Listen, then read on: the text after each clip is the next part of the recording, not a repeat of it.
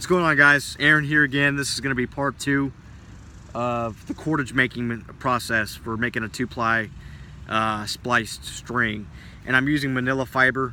Currently in my environment, I don't have any vegetation that I can use or plants I can use to make cordage naturally. I have some videos on my old channel of me making sinew strings and stuff like that, so I just want to demonstrate the basic techniques of making cordage. So we've got our length of fiber. This is about 12 to 14 inches long, which is similar to what will be available out in different plants such as dogbane or yucca. And we're taking a few inches, about 4 to 5 inches, and we want the rest to be about 10 to 12 inches. We basically want a Y-shaped piece, but one end is longer than the other one. And this will come into play as we discuss splicing later on. What you're going to want to do is twist it until it kinks and creates a small loop. Now that you have your Y-shaped piece, you have your longer piece here and your shorter piece here. Now this is a technique that takes practice, and eventually you'll be able to do it almost like, like quickly. And what you're going to want to do is you're going to twist each half clockwise. So there's two halves. There's this half here and this half here. You're going to want to twist them clockwise. Now picture a clock. If you need to, face this cordage out this way. Clock, in my perspective right now, is going this way. So I'm going to twist both halves that way, and I'm going to twist them around each other counterclockwise. This will lock in the fibers and make the string stronger. So we're twisting.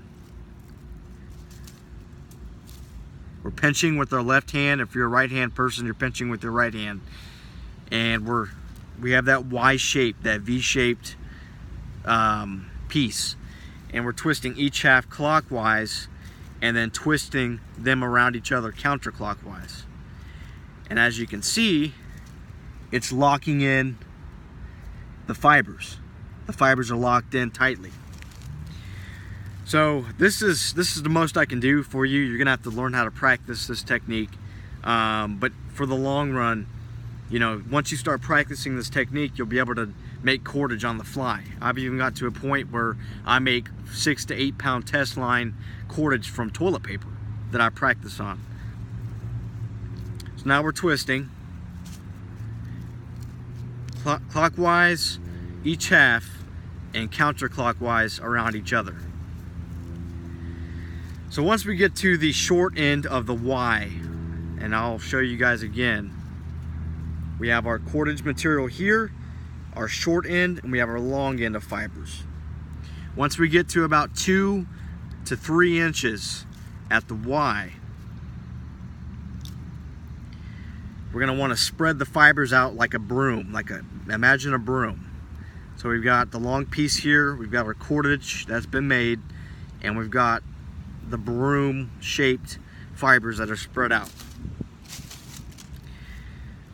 And like I said in the first video, guys, you want a uniform thickness in your string. You don't want a thick spot here or a thin spot there. Where it's going to be thin in the string, you unravel that part, you add fibers to the string until it's a uniform thickness. If it's too thick, especially at a splice where you lock in the fibers, you want to cut fibers out with a stone flake or a knife, whatever you have available. You want a uniform thickness. A good string for beginners out of plant fiber or sinew can easily take about 2 to 3 hours to build. But depending on your application for that, if it's going to be just a simple string for a bow drill set, a friction fire set, the string doesn't have to be perfect. Now for an actual bow string, you want uniform thickness for even tensile strength throughout that string. So we've got another length of fiber. This is about the same length as the longer piece on this side. It's about 12 inches long. And we're gonna do the same thing. We're gonna spread out the fibers like a broom on this piece of cordage. Now bear in mind, this half and this half are the same diameter when twisted up. You want the same thing at this point with the other half that you're gonna add to the string. Now for a better representation, we have the cordage, the splicing part, the broom, spread out broom piece. We have a longer piece. We're taking this longer piece that's spread out like a broom as well, and we're going to intertwine these fibers like this for about 3 inches. And as you can see, they become an integrated part of the string. Now what we do is we continue to twist like it's just another part of the string, and we're twisting each half clockwise, and we're twisting them around each other counterclockwise. And as you can see, and like I said, this is demonstration purposes, the splice that I've added is sticking out of the string. That's fine. You can cut that off earlier or later on during the cordage making process. But as you can see, it's relatively the same diameter which we want. It's a little thick at the splice, so what we would do is unravel this and we would cut some fibers out, which I'm about to do right now. Let me just unravel this. And for about 2 to 3 inches back, I'm going to go ahead and cut fibers out. So we have our end of the string, the new string. We have our fibers. I'm going to take my knife and I'm going to carefully cut fibers out.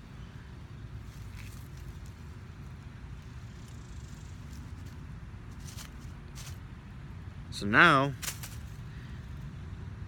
we have less fibers, which will produce a even diameter string with the cordage.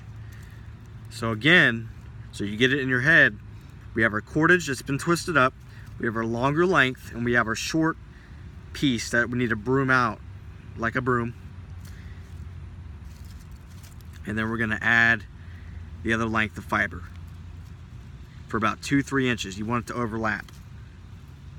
So now we're going to continue twisting. Now that we've removed fiber, it's going to be a more even diameter in the string. Remember, each half of the string, there's 2 halves.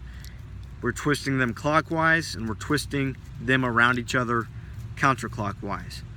Pinch with your left or right pointer finger and thumb at the bottom of the Y and use your hands to twist up the string.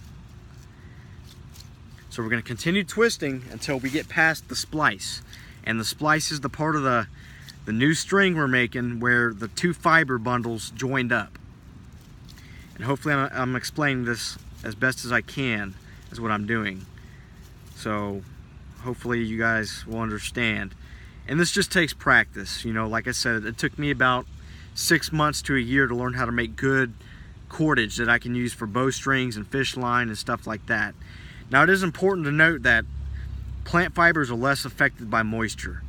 They will rot if they're exposed to dirt and oils and stuff like that over a long period of time, but they're actually very durable. Rawhide, sinew, and gut are actually affected by moisture, so they'll fall apart if they're soaked too long. So at this point, you can see we have our beginning of the cordage where we made that first kink, as I explained in the first video. We have our splice, and then we have the same thing. We have a longer piece here and a shorter piece here. We've wrapped this cordage past the splice. This is a solid piece. It's not going to break. So we continue this process. We add a long fiber. So basically short, long, short, long, short, long, until you get all the way to the length of fiber and cordage you want. And then if you wanted to reverse wrap that, you would simply double the length of the cordage you need and then do the same thing. You would twist back on itself, just like I'm doing here on the cordage. So guys, that's pretty much a short video on splicing. Hopefully I explained it the best I could. And basically, you know, it just takes practice. Go out, collect the material, you know, procure it, and start working on cordage, and you can start practicing and building up your skill level on that. Because like I said, cordage is a highly invaluable resource to have in a survival situation, or just in general. You know, it's still used today for different things. All right guys, well anyways, take care, and hopefully like I said, that this helped you out. If you have any questions, shoot me a text, give me a call, anything like that. My phone number is in my bio, so just let me know. All right guys, take care.